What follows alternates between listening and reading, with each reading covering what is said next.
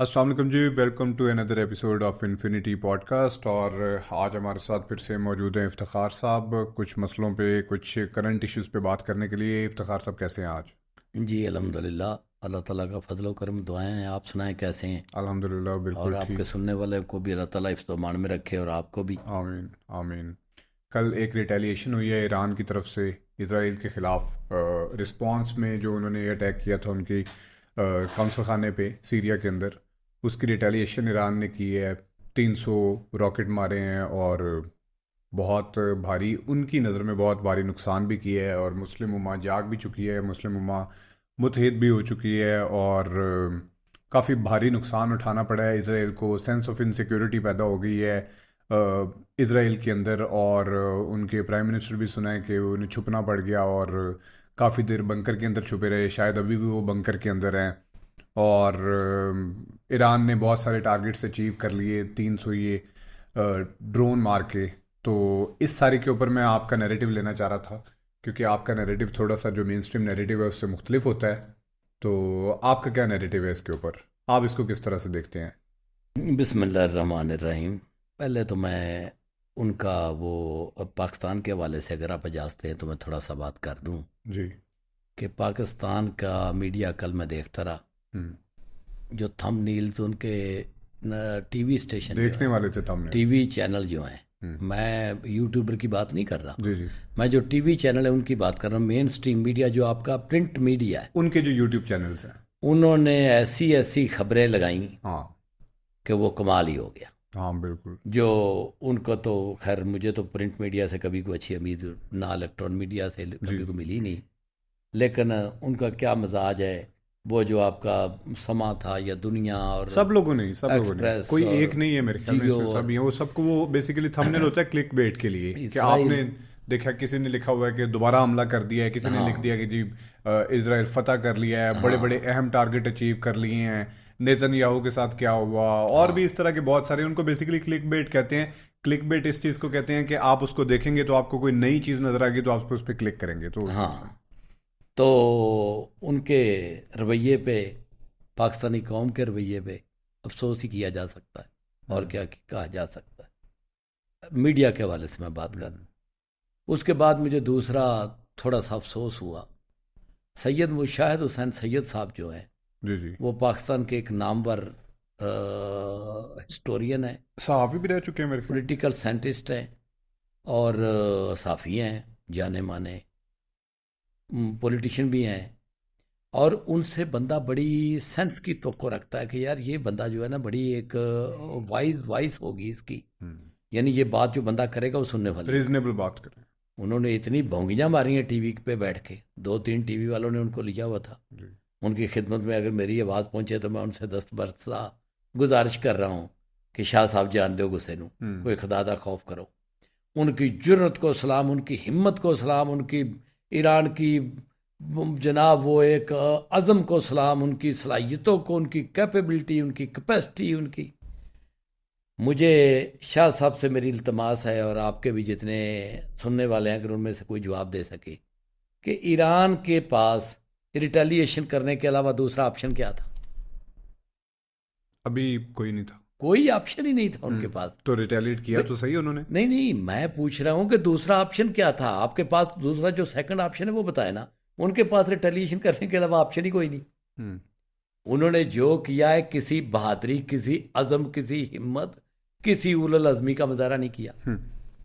ज़ाहिर है कि वो तो उसके बगैर तो, लेकिन नहीं, उन्होंने बहादुरी तो कह सकते हैं, क्योंकि नहीं। देखें एक डायरेक्ट अटैक उन्होंने पहली दफ़ा इसराइल की सरजमीन के ऊपर किसी ने डायरेक्ट अटैक इस तरीके से किसी नेशन ने, हमास तो करती है, हमास के अलावा किसी ने किया है। तो वो अटैक फेलियर है या फिर वो एक सक्सेस है, उस पर तो बात हो सकती है। लेकिन डायरेक्ट अटैक तो उन्होंने किया है। नहीं, देखें, बात आपकी बिल्कुल ठीक है, लेकिन आप ज़रा मेरे साथ इसी पे बात कर लें कि डायरेक्ट अटैक उन्होंने किया है। जी। तो क्या जो इसराइल ने उसके ऊपर अटैक किया था वो डायरेक्ट अटैक नहीं था?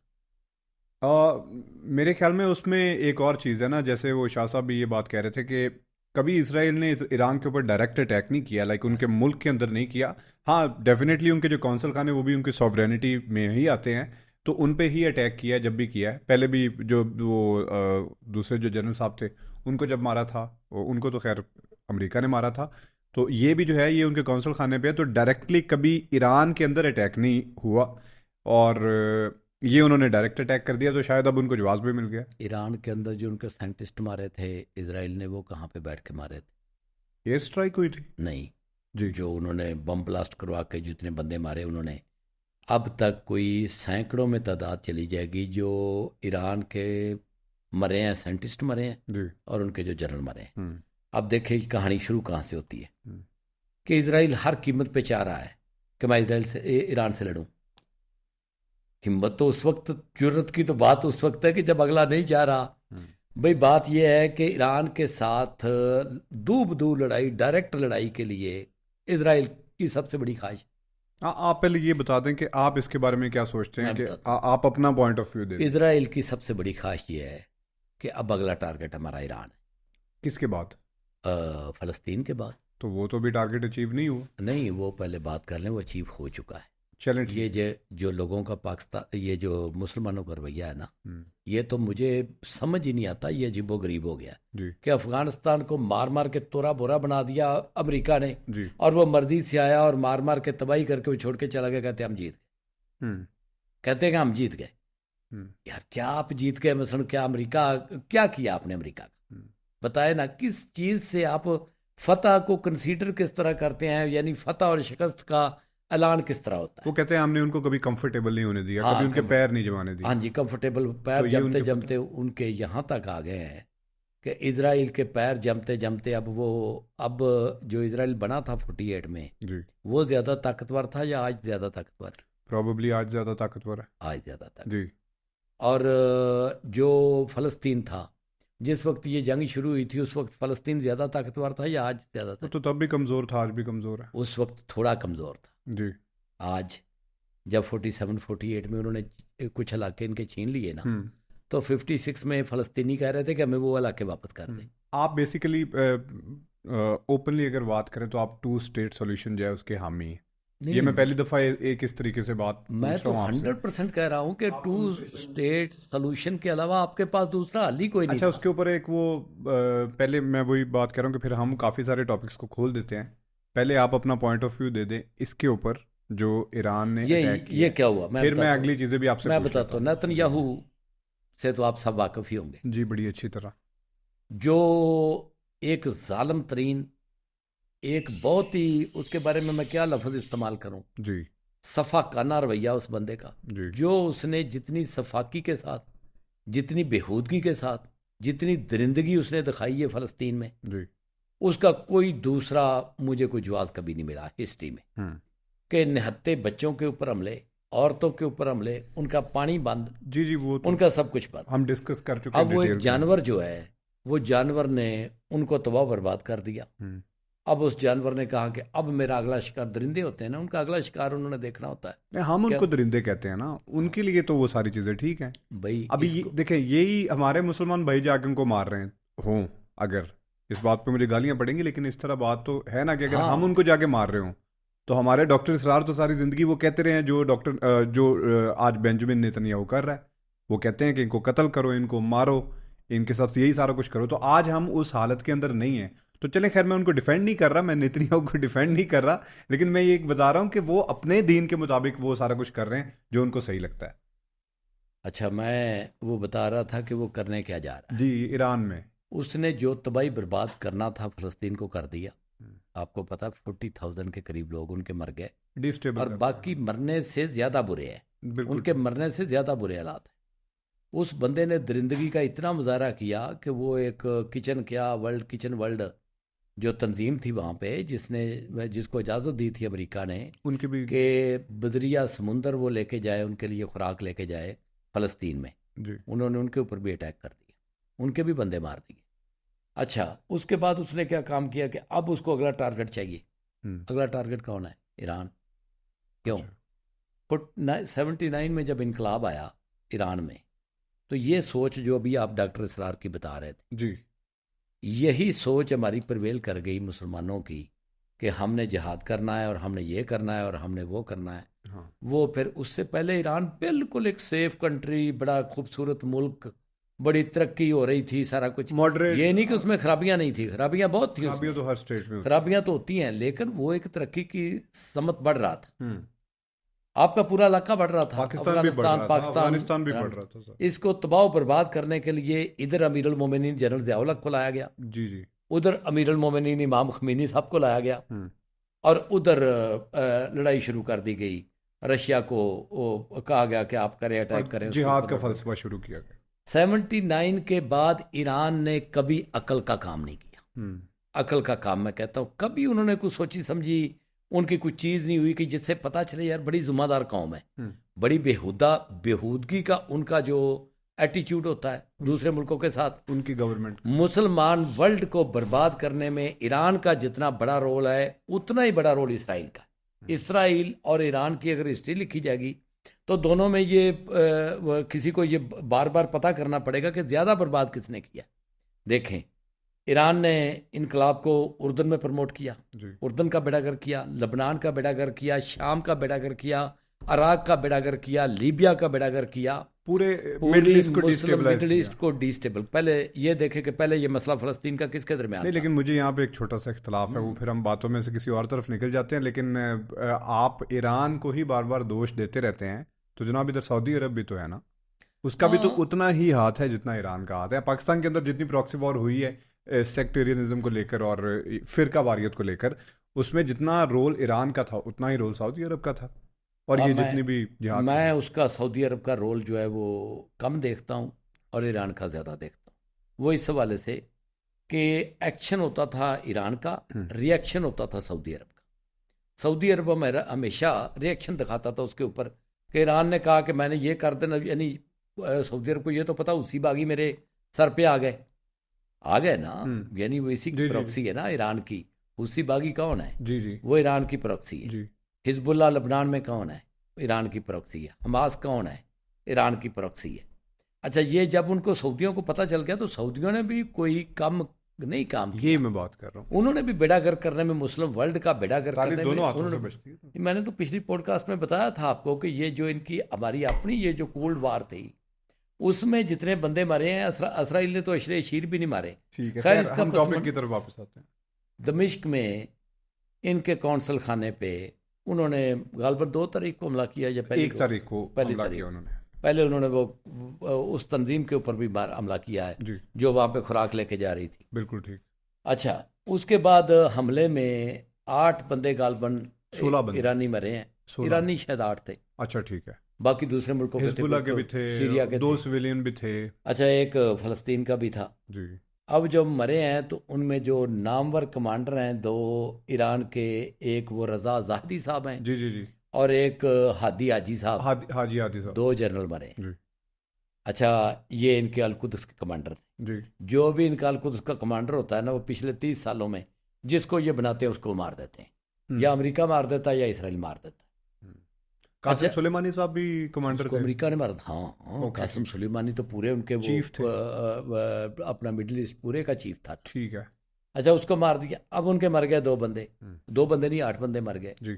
और इंटरनेशनल लॉज की मुकम्मल वायलेशन की इसराइल ने, मुकम्मल वायलेशन। उन्होंने सारे के सारे कानून तोड़ दिए। तोड़ने के बाद अब ईरान के पास ऑप्शन ही कोई नहीं था जो अभी हमला करने के अलावा, इसलिए ईरान ने कोई बहादुरी का काम नहीं किया। ये आपको आने वाला वक्त बता देगा कि ईरान ने बड़ा बहादुरी का, अज़म का, बड़ी बहादुरी का मुजाहरा किया है। मैं थोड़ा सा इसमें कि बेसिकली आप ये कह रहे हैं कि बहादुरी का मुजाहरा तब था कि अगर फ़लस्तीन के ऊपर इजराइल ने अटैक किया हुआ है तो नहीं भाई, मैं निकल के आ रहा हूं, मैं तुम पे अटैक कर रहा हूं। हाँ। अब उन्होंने अपने आप को डिफेंड करने के लिए अटैक किया है, कोई फ़लस्तीन के लिए नहीं किया। मैं उधर ही आ रहा था कि बहादुरी का मुजाहरा करना होता तो ईरान के लिए डूब मरने का मकाम था, जब हमास को मार मार के उन्होंने और निहत्ते लोगों को मार मार के उन्होंने बेड़ा गर्क कर दिया, दरिंदगी की इंतहा कर दिया, अस्पतालों के ऊपर भी हमले किए जी। वो वक्त था ईरान का।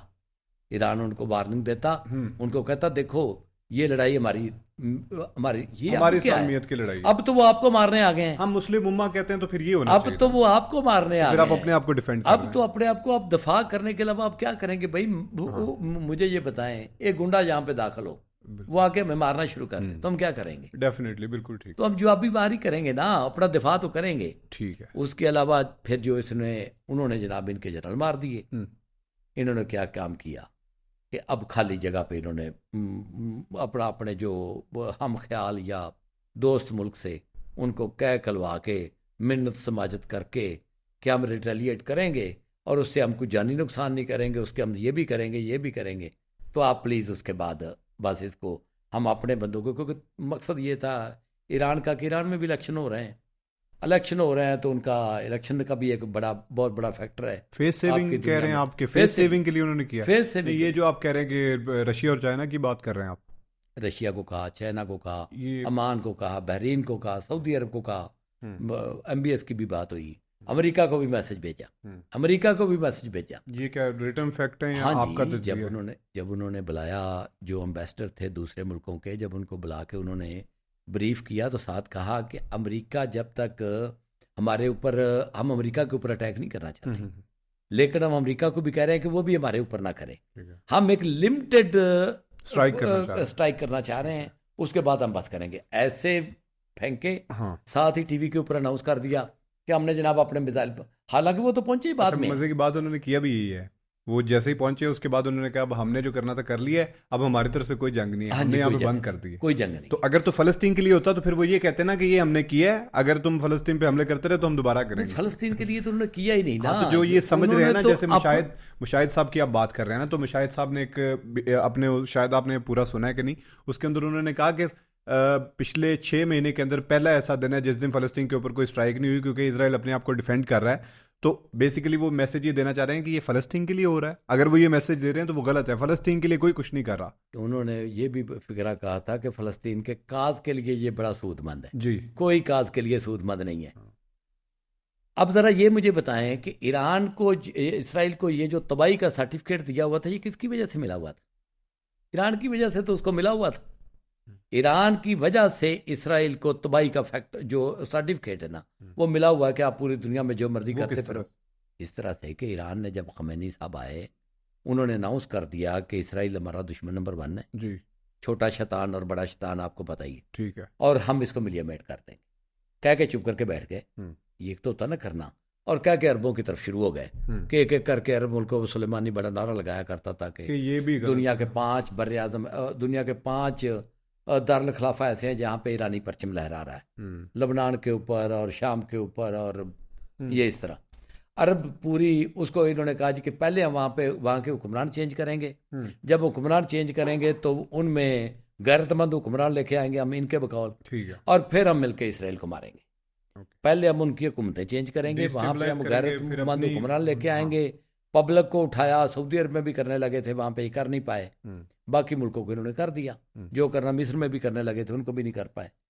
तो ईरान का जो पहला आपका मौक़िफ़ ये था कि ईरान ने जिस जुर्रत, अज़म, बहादुरी और अपनी सलाहियत का, किसी सलाहियत का मुजाहरा नहीं किया, कुछ नहीं किया, ये मजबूरी थी। अच्छा, वैसे एक सेंस में देखा जाए तो सलाहियत तो एक्सपोज होगी, क्योंकि इनके मुताबिक हमने कुछ 300 मिसाइल मारे हैं, 300 ड्रोन्स कामाकाजी भेजे हैं, 7 अपने मिसाइल भेजे हैं, उनमें से सिर्फ 1 या 2% है जो पेनिट्रेट कर सके हैं।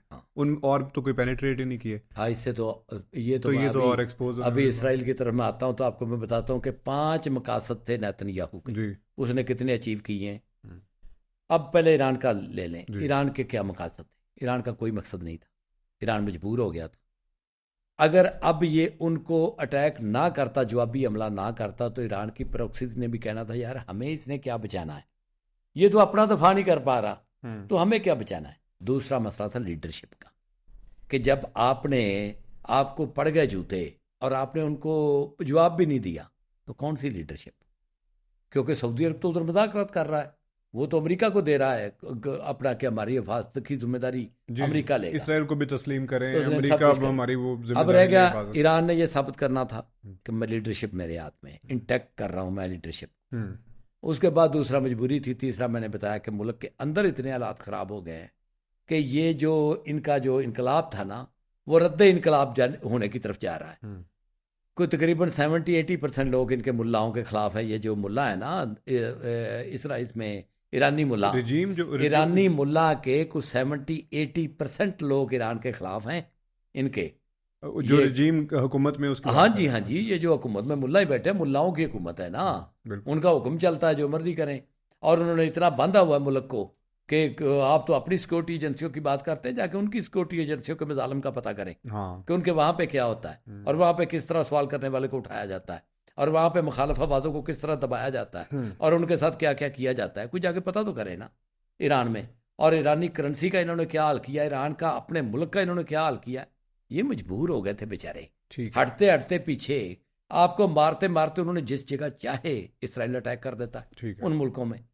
अब उसने इनके कौंसल खाने पे ही हमला कर दिया, हम्म। इनके जनरल मर गए। मजबूरी थी। अब इनकी मजबूरी थी, इन्होंने उसकी मजबूरी में आके ये रिटेलिएट किया ठीक है जी, और अगला ठीक पॉइंट। किया। ठीक किया, मैं कहता हूं चले फेस सेविंग की हुई। हम्म। लेकिन इतने भूंडे तरीके से किया है हम्म। कि पहले उनको बताया कि हमने मिसाइल छोड़ दिए हैं, वो इतने घंटे 1.5 घंटे बाद वहां पे पहुंच जाएंगे, हमारे रॉकेट आ रहे हैं। उन्होंने सारा दफा कर दिया। 3 दिन पहले बताया, 3 दिन पहले इन्होंने बताया था कि हम ये कि करने बस ये जा रहे हैं। अगले 24 हाँ से जी, 48 घंटे में रशिया को अटैक भी बताया था, करेंगे। चीन को भी बताया था, ओमान को भी बताया था, बहरीन को भी बताया था, सऊदी अरब को भी बताया था, अमेरिका को भी इंडायरेक्टली बताया था, जर्मनी को भी बताया था। ठीक है। अच्छा, वो इन्होंने बताया कि हम किया उन्होंने, चले जी इस पे थोड़े बहुत नारे मार लेते हैं कि उन्होंने जवाब तो दिया। अब जवाब देने के बाद अब हमें देखने वाली ये बात है, पहले तो पाकिस्तानियों को मैं कह दूं कि आप ये नारे ना मारो। अभी इजराइल के आगे अगला जो टारगेट है वो ईरान है, और उसके बाद आप ही हो। अच्छा, आपको वो डायरेक्ट इसलिए नहीं कहेगा कुछ भी क्योंकि आप डायरेक्ट उसको कुछ नहीं कहते। ईरान को वो डायरेक्ट इसलिए कह रहा है कि ईरान भी उसको डायरेक्ट कुछ कहता है। अब ईरान जितना मर्जी कोने में जाए, आप ये बात आज की मेरी नोट कर लें, आज की डेट में आपका पूरा मीडिया ये कह रहा है, पूरी दुनिया में ये आवाजें हैं कि इजराइल अब कुछ नहीं करेगा। यही है ना जी। आज तो यही है ना। नहीं, हाँ, कुछ दूसरी भी हैं। अच्छा कब वो रिटेलिएट करेगा, उसको जो मौका चाहिए था उसको अच्छा, मिल गया। मैंने नहीं सुना। जी। मैं अब आपको बता देता हूँ कि इजराइल इसका जवाब देगा। नहीं, मैं तो ये समझता हूँ कि उनको जवाब मिल गया ना। हाँ पहले जी। वो ईरान के अंदर उन्होंने इस तरीके से कभी अटैक अब नहीं किया जवाब कि नहीं उसकी- उन्होंने देना। अब वो क्या कह रहे हैं, जी। क्या कह रहे हैं, मैं वो क्या चाह रहे हैं, वो एक जाल में फंसा रहे थे ईरान को। जी। ईरान की अब मजबूरी है कि ईरान ने जो पिछला बोया, जो ईरान ने बोया है उसके काटने का वक्त आ गया। अच्छा, उसने अब उनके मकसद क्या थे। ईरान का मकसद मजबूरी मैंने बता दिया आपको, इलेक्शन, फेस सेविंग, लीडरशिप अपने हाथ में रखनी, ये सारी चीज़ें, ये बड़के शड़के ये जो लग रही हैं, और अपने दोस्तों के साथ अपने तल्लुकात को बेहतर करना। अमेरिका का मकसद क्या था जब इजराइल ने इनको मारा? तो क्या अमेरिका के इल्म के बगैर मारा? फलस्तीन को या ईरान को? ईरान को, ठीक है। जब सीरिया। ईरानी कौंसल खाने पे सीरिया। अटैक किया इजराइल ने, तो क्या अमेरिका के इल्म के बगैर कर दिया? बिल्कुल भी नहीं। CIA के इल्म के बगैर इतना बड़ा अटैक वो नहीं कर सकते, ना उन्होंने किया। अमेरिका के मकसद क्या है? Presidential election. और सबसे बड़ी बात, जो लानत कमाई है इसराइल ने फलस्तीनियों को मार मार के, और उसके साथ अमेरिका के गले में भी तौक था जो लानत का, उसको उतारने के लिए, डाइवर्जन के लिए, कि लोगों की तवज्जो डाइवर्ट हो जाए, कि ये अमेरिका का मकसद था कि मेरा इलेक्शन आ रहा है, बाइडन ने हमारे ऊपर ये हर तरफ से यलगार हुई पड़ी है। अमेरिकी खुद नहीं चाहते कि ये क्या कर रहे हो, टैक्स पेयर के पैसे को कहाँ फेंक रहे हो अभी आप। बिल फंसा हुआ था एक कांग्रेस के अंदर, जो इजराइल की हेल्प आउट करने के लिए उन्होंने मेरे ख्याल $100 बिलियन का शायद जी पैकेज। असला नहीं देने से उनके कुछ बंदे रिजाइन कर रहे थे अमेरिका के, वो असला नहीं दे रहे थे, वहाँ से बड़ी प्रॉब्लम आ रही थी, अमेरिका के अंदर बड़ी प्रॉब्लम क्रिएट हो रही थी, पूरे यूरोप के अंदर बड़े बड़े जुलूस नहीं कर रहे थे, जलसे हो रहे थे, लोग इनके ऊपर बार बार इनके खिलाफ आवाज़ें उठ रही थी कि ये इजराइल मजलूम नहीं है, जालिम है। डेमोक्रेट्स हैं ज़्यादा जो ये आवाज़ उठाते हैं। इजराइल मजलूम नहीं, जालिम है जी। ये पूरा उन्होंने पोर्ट्रेट कर दिया, और हो गया, क्योंकि उसने जितना जुल्म किया है उससे वो साबित हो गया कि भाई ये तो जालिम है, ये मजलूम है ही नहीं। अब अमेरिका का मकसद था कि इसराइल को दोबारा मजलूम की जगह, जालिम की जगह मजलूम बनाओ। बिल्कुल ठीक है। उनको कहा नहीं, उनको बड़ा खतरा है। ओ बड़ा ईरानी, ये सारा जितना वो बढ़ा चढ़ा के कह रहे हैं ना कि हमारा सिस्टम उन्होंने अपना जनाब कर दिया, ख़त्म कर दिया, उन्होंने जनाब हमारे सिस्टम को ब्रेक कर दिया, जो मुशाहिद साहब भी कह रहे, किरची किरची कर दिया। जी। ये सारा आपको वेस्टर्न मीडिया कह रहा है। क्यों कह रहा है? क्योंकि वो उनको मजलूम बनाना चाहता है पैसे और आपको जालिम बनाना चाहता है, क्योंकि उन्होंने छितर मारने हैं आपको, ठीक है। और वो जालिम बना के ही मारेगा। दूसरा मकसद अमेरिका का ये था कि उसको जालिम से मजलूम बनाना, डाइवर्ट करना, मीडिया की तवज्जो, दुनिया की तवज्जो, सदारती इलेक्शन, और वो बजट पास करवा के इजराइल को हेल्प आउट करना। उसने अपने सारे मकासद अचीव कर लिए। उसके बाद उन्होंने हाथ उठा दिए, उन्होंने कहा नहीं नहीं हम इसमें हिस्सा नहीं लेंगे, अगर इजराइल अटैक करेगा तो ईरान का, तो फिर वो जाने और ईरान, पहले इजराइल और जाने और वो जाने, वो छोड़ता अमेरिका। ठीक है। वो तो कहता मैं जायनिस्ट हूँ, वो तो खुद कहता है, वो जो क्या है। अब इसमें ईरान के मकासद भी मैंने आपको बता दिए। अब आगे नेतन्याहू के मकासद। अब आ जाए नेतन्याहू की बुरी तरह पटाई होने वाली है इलेक्शन में, क्योंकि इजराइल के अंदर भी लोग उसको एक दरिंदा ही समझते और जो जंग को भी सपोर्ट नहीं कर रहे, बहुत बड़ी तादाद में जंग को भी सपोर्ट और नहीं दूसरी बात यह है कि वो उसने तो मार मार के उनका बुरकस निकाल दिया ना फलस्तीनियों का, और झूठ बोला ईरान ने, झूठ बोला पूरी दुनिया ने, झूठ बोला इजराइल ने, झूठ बोला अमेरिका ने कि हमास के पास बहुत बड़ी ताकत है। कोई ताकत नहीं है हमास के पास। ये जो सैयद साहब भी फरमा रहे थे ना, हमास की कुव्वत को नहीं कुचल सके, और यह साहब भी फरमा रहे होते हैं कोई हमास की कुव्वत नहीं। अच्छा, यहाँ पे मेरा आपसे एक सवाल है। आपने हमास की बात कर दी। आपको पता है पिछले दिनों आप अक्सर ये बात करते हैं कि जितने भी ये मुस्लिम लीडर हैं ना, ये मतलब जो भी सपोर्ट करते हैं पैलेस्टाइन कॉज को, इनमें से कोई अपने बच्चे नहीं भेजता और सिर्फ यहाँ पे बैठ के बातें करते हैं। लेकिन यहाँ पे इस्माइल हानिया साहब का जिक्र करना ज़रूरी है, क्योंकि उन्होंने तो अपने बच्चे भेजे भी हैं, और पिछले दिनों आपको शायद याद हो कि 3 अपने जवान बेटे मरवाए भी हैं, शहीद करवाए हैं, और बाकी भी उनके कोई पोते भी हैं, वो भी शहीद हुए हैं, और वो सारी वीडियो भी बड़ी सर्कुलेट हुई है। तो उनके बारे में तो ये बात नहीं कही जा सकती, क्योंकि वो तो जो एक्शन उन्होंने मतलब जो बातें करते हैं उनको एक्शंस में भी कन्वर्ट करके दिखाया उन्होंने, तो उनके बारे में तो ये बात नहीं की जा सकती। तो क्या आप उनको भी बीच में कंसिडर करते हैं, या उनको निकाल के ये जब भी ये बात करते हैं कि पाकिस्तान के खाली लीडर्स के बारे में ये जो बातें कर रहे होते हैं फ़लस्तीन के बारे में, उनके बारे में ये बात कर रहे होते हैं, आप उनको भी इंक्लूड कर रहे होते हैं? नहीं, मैं इनकी लीडरों की बात कर रहा होता हूँ, वो तो मैं कहता हूँ अपना बर्रे सगीर पाक को, ओके, क्योंकि जहाद इनके मुंह पे चढ़ा हुआ है। हाँ जी। और ये हर वक्त जहाद वो लोग तो करते भी हैं। देखिए, वो जो बंदा है ना, वो अखलास का पुतला है जी। उसने जो सोचा, जिसको सही समझा, मैं उसकी जो सोच है मैं उसको अप्रिशिएट नहीं करता, उसके अखलास को करता हूँ। वो मुखलस आदमी था, मतलब उससे आप उसके पॉइंट ऑफ व्यू से आप इख्तलाफ करते हैं, लेकिन इखलास उसके में कोई कमी नहीं है। कोई कमी नहीं भैया, उन्होंने अपने बच्चे बिल्कुल शहीद करवा दिए। ये जो हमास का बानी था यासीन, उसके भी नहीं थी, वो भी बड़ा मुखलस आदमी था। लेकिन ये तो लफंगे हैं सारे, ये जो बर्रे सगीर पाक को इनके। मैं तो इनकी बात करता हूँ। जमात इस्लामी के 6 अमीर हो चुके हैं, मुझे एक का बच्चा बता दें।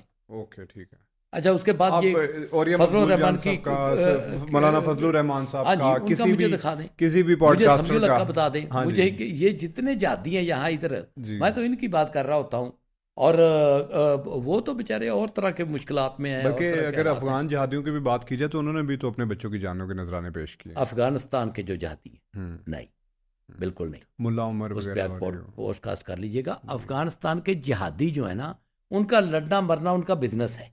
ठीक है, ये उनका बिजनेस है, उन्हें लड़ना ही लड़ना है।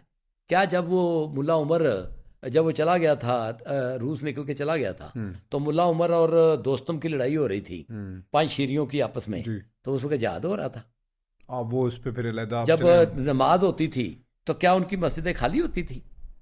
भाई, उधर भी मस्जिदें भरी होती थी, इधर भी मस्जिदें भरी होती थी। वो कौन सा जहाद था?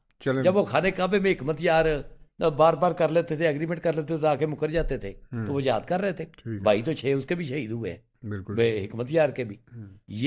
ये तो अंग्रेज भी मरते हैं, क्या इजराइल के फौजी नहीं मरे? तो वो किसी काज के लिए मर रहे हैं।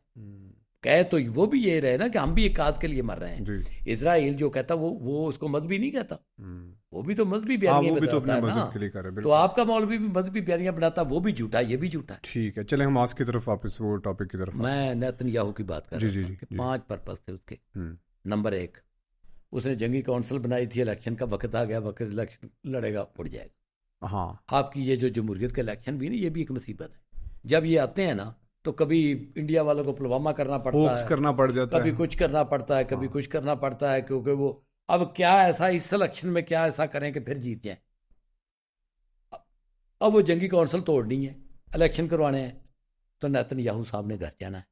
अब उसको फिर एक और चाहिए, अपना चारा एक चाहिए कि एक नाम नहाद एक दुश्मन। और 9/11 चाहिए। हाँ चाहिए कि वो उसकी तरफ जाए और कह के देखो देखो देखो मैंने कितना हम जंग के मेरा हालात में- रहना बड़ा जरूरी। हाँ, लीडरशिप का होना बहुत दूसरी जरूरी। बात ये थी कि ये जो वो अंदर बैंकर के छुपा हुआ था, जो आपने बात की, जी, जी। वो खबर किसने ब्रेक की? जी, किसने की? क्या नेतन्याहू को कोई पाकिस्तान का कोई था कोई कैमरामैन जिसने जाके देख लिया? हाँ, क्योंकि वैसे तो ये कहते हैं कि उनकी जो मीडिया उस पर कंट्रोल इतना है तो पता ही नहीं चलता कि वहाँ पे क्या वो होता है, तो खबर ये इनको पता उन्होंने- चल जाता है कि वो भाई जालिम से मजलूम बनना चाहता है ओके। वो बेचारा, कि मैं तो जनाब इतना डरा हुआ हूँ हाँ। कि मैं वो तू दुनिया तबाह कर देती मार मार के, हाँ, और तू इतना डरा हुआ है कि तू उसके बैंकर के अंदर जाके छुपा हुआ है। बिल्कुल ठीक। कोई शर्म और हया की भी कोई चीज होती। और उसने फिर पूरा अनाउंस किया कि मैं कौन से दोस्त के बैंकर में हाँ, छुपा हुआ हूँ, हाँ। और पिछले 12 घंटे से छुपा हुआ। बंकर के अंदर छुप के और क्योंकि वहां वो से जंग। चाहता है कि मीडिया मुझे जालिम ना कहे, मीडिया मुझे मजलूम कहे, बिल्कुल। कि मैं हीरो हूँ। वो हीरो नहीं, वो जीरो है, और वो जीरो अपने आप को हीरो करना चाहता है, और ये पखंडबाजियां वो कर रहा है। ठीक है, उसके बाद ये उसका दूसरा मकसद था कि मैं जालिम से मजलूम बनना चाहता हूँ। ठीक है। तीसरा मकसद था मीडिया में जो लानतें पड़ रही थी उसके ऊपर, हाँ, उसको डाइवर्ट करना। डाइवर्ट कर। फलस्तीन के मसले को के ऊपर जो फोकस था दुनिया का, पूरी दुनिया थोड़ा का सा हट जाए। हट गया है ना, बिल्कुल। देख लें। हाँ, ईरान और उसके ऊपर आ गया, हाँ, वो इजराइल। और वो इसको हटाना चाहता था। चौथा और आखिरी मकसद जो चौथा मकसद मैंने बता दिया, पांचवा और आखिरी मकसद उसका ये है कि अब ईरान के साथ जंग लड़ना। ईरान के साथ वो क्यों जंग लड़ना चाहते हैं? देखें, ईरान बना रहा है मिसाइल, और एटमी ताकत बनने के लिए वो पर तोड़।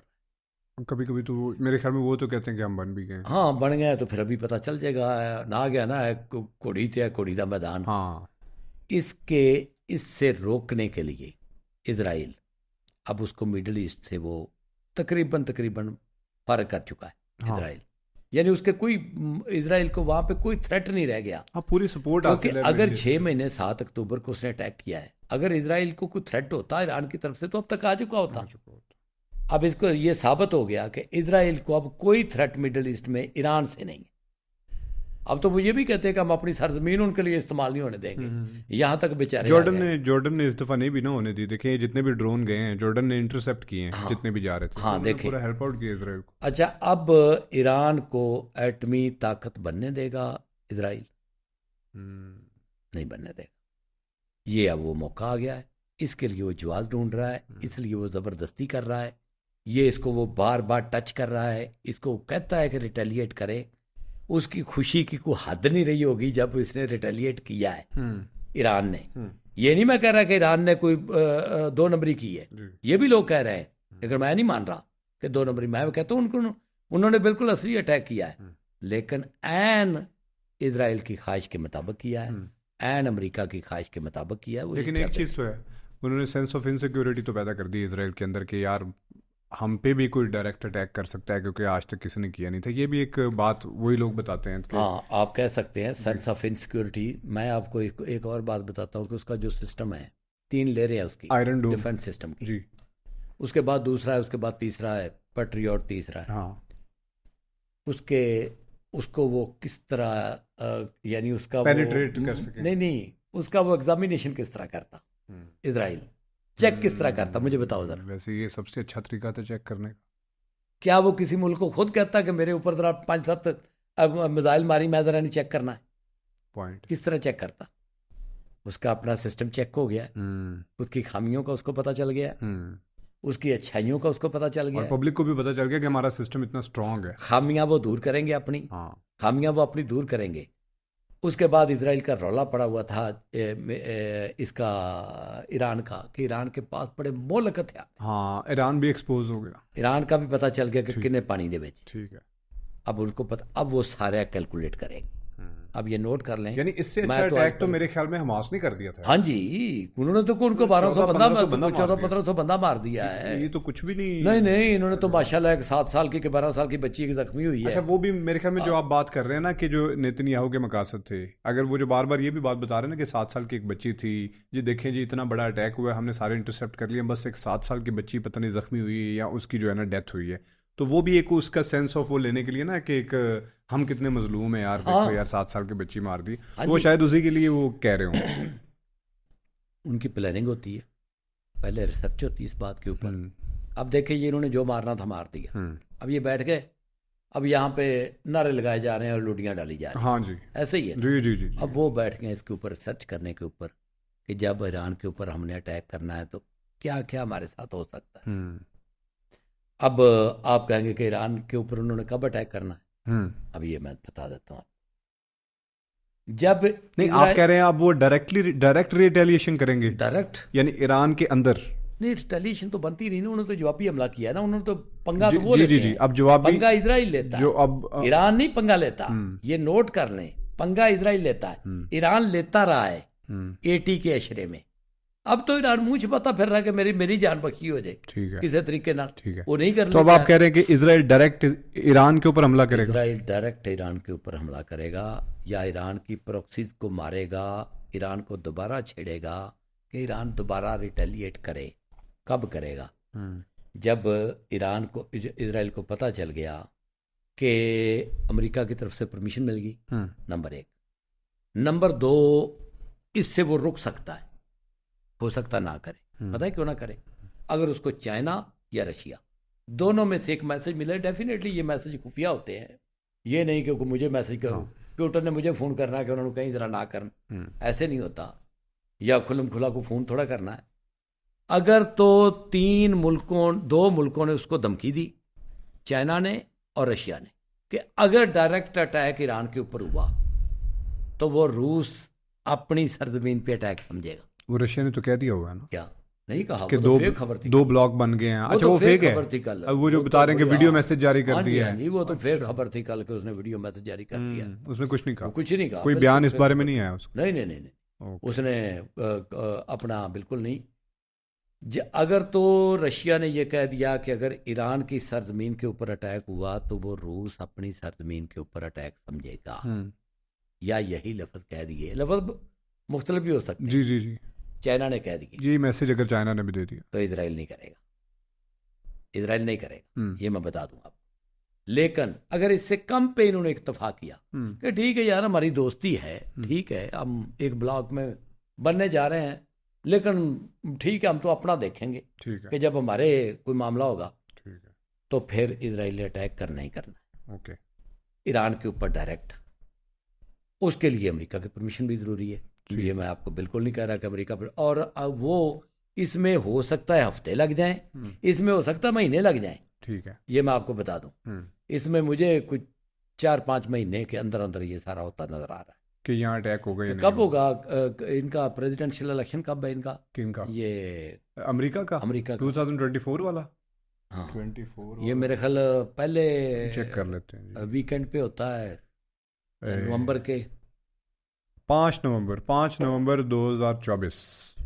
5 नवंबर, तो अभी है अप्रैल, हाँ, मई, जून, जुलाई, अगस्त, सितंबर, अक्टूबर, नवंबर, अभी 7 महीने, 7 महीने, अभी 7 महीने, लेकिन इतना लंबा मुझे नहीं लगता कि लेके जाए। अब ये जो सफारतकारी है ईरान की, उसका इम्तहान शुरू हो गया। अगर तो इजराइल अपना चीन या रशिया से वो कोई ऐसी स्टेटमेंट निकलवा लेता है तो उस पर अटैक नहीं होगा, ईरान निकलवा लेता है। अभी नहीं कर सकेंगे, अभी इतनी जरूरत इजराइल में नहीं है कि वो कह भी दें तो वो कर दे, लेकिन कुछ टाइम के बाद वो फिर भी करेंगे। ये नोट कर ले, कुछ टाइम के बाद वो फिर वो तैयारी करके करेंगे, बिल्कुल इसके ऊपर वो रिसर्च करेंगे कि अच्छा फिर वो करेंगे। लेकिन ईरान को एटमी ताकत इजराइल नहीं बनने देगा, अगर वो नहीं है तो, क्योंकि वो तो कहते हैं हम हैं। हाँ जी, नहीं, मेरा नहीं ख्याल, मेरा ये भी नहीं ख्याल कि वो हैं, क्योंकि ईरानियों ने जितनी बढ़ के मारी है ना पिछले 40 सालों में, पिछले 40 सालों में इन्होंने एक आधा जला देना था, अगर ये होते तो इन्होंने एक आधा जला। बोंगियां मारी है ना इन्होंने पिछले 40 सालों में, उससे कुछ भी नहीं। वो तो हर वक्त कहते रहते हैं कि हम ये कर देंगे, हम वो कर देंगे। वो अपना कासिम सुलेमानी तो अमेरिका को कहता था, अमेरिका डरता हमसे। हाँ, अच्छा, एक और मेरा सवाल है आपसे कि चले इसका आपका पॉइंट ऑफ व्यू आ गया सारे का सारा, अगर कुछ ऐड करना है तो मैंने बता दिया कि नेतन्याहू ने अपने 5 के 5 मकासद हल करने की कोशिश की है। ठीक है, इलेक्शन का उसका मसला हल होता है कि नहीं होता, मुझे लगता भी नहीं होगा, मुझे भी लगता है कि नहीं, मुझे लगता भी नहीं होगा, क्योंकि उसके खिलाफ नफरत बहुत ज्यादा है। और दूसरी बात यह है कि इतना धरिंदा जो है, अल्लाह करे फारिग हो और अपने घर जाए। ठीक है, ईरान ने मजबूरी के आलम में किया है, अमेरिका के सारे मकासदा लोग हैं। ठीक है, अभी हो सकता है अगर बाइडेन की पोजीशन नीचे आए तो वो एक आध स्ट्राइक छोटी मोटी इसराइल से और करवा दें ओके, ईरान के ऊपर। ठीक है। अच्छा, अब इसी के कॉन्टेक्स्ट के अंदर कुछ लोग कह रहे हैं कि अब जाके जो है वो वर्ल्ड वॉर 3 शुरू हो चुकी है और वो नकारा बच गया वर्ल्ड वॉर 3 का। तो आप वर्ल्ड वॉर 3 को इसके कॉन्टेक्स्ट में किस तरह देखते हैं, और क्या आपको लगता है कि वर्ल्ड वॉर 3 अब शुरू हो चुकी है या होने वाली है या फिर हो चुकी है, पहले से हो चुकी है? क्या ख्याल है आपका? हाँ नहीं, वर्ल्ड वॉर 3 जो है उसके बारे में मैं ये सोचता हूँ कि ये एक स्टेप करीब आई है, एक स्टेप करीब आई है। देखिए, अगर तो आप इसको कोल्ड वॉर शुरू होने का कहते हैं तो हो चुकी है जी। यूक्रेन में जंग लड़ी जा रही है, हाँ, ताइवान का आपको मसला रोज प्रॉक्सी वॉर। प्रॉक्सी वार लड़ी जा रही है, लद्दाख का जो मामला बार बार इंडिया के साथ होता है वो भी उसको देता है अपना वो चाइना मैसेज देता है कि ये भी बेसिकली इन्होंने मैसेज दिया है। ये जो ईरान ने किया है ना, ये बेसिकली उसने मैसेज दिया है। पहले उसको जो इजराइल ने किया उसने भी मैसेज दिया है। लोगों को पता नहीं होता, लोग कहते हैं कि बड़े जज्बाती माहौल होता है, उतने बंदे मर गए, इतने, उन्होंने तो एक भी बंदा नहीं मारा। जो वर्ल्ड वॉर 3 का जो सिचुएशन है वो तो अगर आप कोल्ड वॉर कहते हैं तो वो शुरू है, लेकिन हॉट वॉर तो नहीं है। और मुझे अभी हॉट वॉर होती नजर भी नहीं आती, ये मैं बता दूं अभी मुस्तकबिल करीब में। उसकी पता वजह क्या है? क्या इंडिया चाइना, देखिए वर्ल्ड वॉर के लिए कौन है मैदान में टीमें कौन सी हैं? चाइना है, उसके जो अलाइज हैं जो भी हैं, रशिया है जी, जो उसका इत्तेहादी है। दूसरे ब्लॉक में लीडर कौन है? अमेरिका हो गया, यूरोप उसके साथ खड़ा है जी, बर्र-ए-आज़म ऑस्ट्रेलिया उसके साथ खड़ा है, न्यूजीलैंड, ऑस्ट्रेलिया, कनाडा वगैरह वगैरह। अब क्या अमेरिकन इतने पागल हैं या चाइनीज इतने पागल हैं कि वो ऑड वार शुरू कर दे? मुझे नहीं लगता। मुझे लगता है कि ये कि सब लोग इसे बढ़ के मारते रहेंगे, चलता रहेगा, इस तरह के काम होते रहेंगे कि कभी को मिसाइल ईरान के ऊपर अमेरिका ने मार दिया, कभी को ईरान ने कोई आगे से जो अभी कर दिया, कभी को अरबों में, क्योंकि सेंस ऑफ इनसिक्योरिटी पैदा करनी है आपने मिडिल ईस्ट में, वो आपने कर दी। बिल्कुल ठीक। अब उसके बाद सिक्योरिटी, जब सेंस ऑफ इनसिक्योरिटी आती है तो उसके बाद आपको सिक्योरिटी की जरूरत पड़ती है ना। बिल्कुल ठीक। तो सिक्योरिटी किसने देनी? जब आपकी फ्रीडम का मसला आता है तब सिक्योरिटी की जरूरत। अब सिक्योरिटी देगा आके अमेरिका उन मुल्कों को, क्या हो मैं तुम्हें सिक्योरिटी देता हूँ, और इधर कोई हो सकता कोई $1 अरब पाकिस्तान को भी दे दे कि जरा तुम भी तगड़े रहो। अच्छा, क्योंकि ਤੁਹਾਡੇ ਗੁਆਂਢ ਦੇ ਵਿੱਚ चलो हमारा तो फायदा हो जाएगा। हाँ जी, बदमाश बैठा नहीं, लेकिन आपके तो एनर्जी क्राइसिस इतने ज्यादा हैं, आप तो अपने ही काम जो है उनको निपटा ले तो बहुत बड़ी बात है। $1 बिलियन से कुछ वो तो कुछ भी नहीं होगा, कुछ भी नहीं होगा। तो फलस्तीन के मसले के साथ इसका कुछ लेना देना नहीं है। ये तो डायरेक्ट अटैक किया इसराइल ने ईरान के ऊपर और ईरान ने उसका जवाब दिया, और ये चीजें थी जो सारी मैंने आपको बताई, मकासद क्या थे, पर्पस क्या था, सारी मैंने बताई आपको। बिल्कुल ठीक। और तो मतलब आप हमारी जिंदगी के अंदर वर्ल्ड वॉर 3 हॉट वॉर के तौर पे होती नहीं देख रहे? नहीं, मैं नहीं देख रहा हमारी जिंदगी के अंदर, आप लोगों की जिंदगी के अंदर नहीं। अब आपकी जिंदगी मुझे तो नहीं पता कि 200 साल है, 400 साल है, एक अगर नेचुरल जिंदगी लगाई जाए 20-30 साल 40 साल मुझे नहीं बिल्कुल लगता कि हॉट वार होगी। मैं बिल्कुल उसको नहीं देख रहा, क्योंकि मुझे नहीं लगता कि इतने बेवकूफ, हालांकि इस वक्त को 2-3 हुक्मरान ऐसे हैं जो बहुत ही, जिनसे दुनिया को खतरा हो सकता है। मसलन मोदी भी एक अजीब आदमी है, वो शी जिनपिंग क्या है, भी है, और उधर वो प्यूटन साहब बिल्कुल ऐसे, और बाइडन से भी मैं कोई खैर की तो नहीं, और नेतन्याहू तो खैर उल्टे दिमाग का आदमी है। उसने तो मेरा ख्याल है शर्त लगाई हुई है कि मैंने जब जाना है अल्लाह के पास तो मैं वहां पे जाके मेरा किसी के साथ कंपैरिजन ही ना हो, अल्लाह जाते ऐलान कर दे कि सबसे ज्यादा जालिम आदमी वो नेतन्याहू है, बिला मुकाबला मैं वो ट्रॉफी जीत लूं।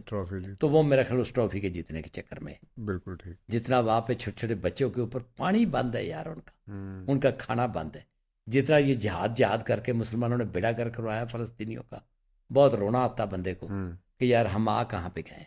और आज ये मुस्लिम वर्ल्ड देख ले कि मुस्लिम वर्ल्ड की हैसियत पहले क्या होती थी, और अब आहिस्ता आहिस्ता आहिस्ता हम किसी खाते में भी रह गए हैं कि नहीं। किस दिन वैसे खाली जिहाद के ऊपर भी एक पॉडकास्ट करनी चाहिए। जिहाद बिल्कुल ठीक हो गया। हाँ, चलें जी, थैंक यू सो मच आपका आने का और तशरीफ़ आवरी का शुक्रिया, अपना पॉइंट ऑफ व्यू देने का शुक्रिया, और इंशाल्लाह until next time. Thank you very much, आपका शुक्रिया, और जो आपके सुनने वाले हैं उनका भी सबका शुक्रिया। थैंक यू, अल्लाह हाफ़िज़।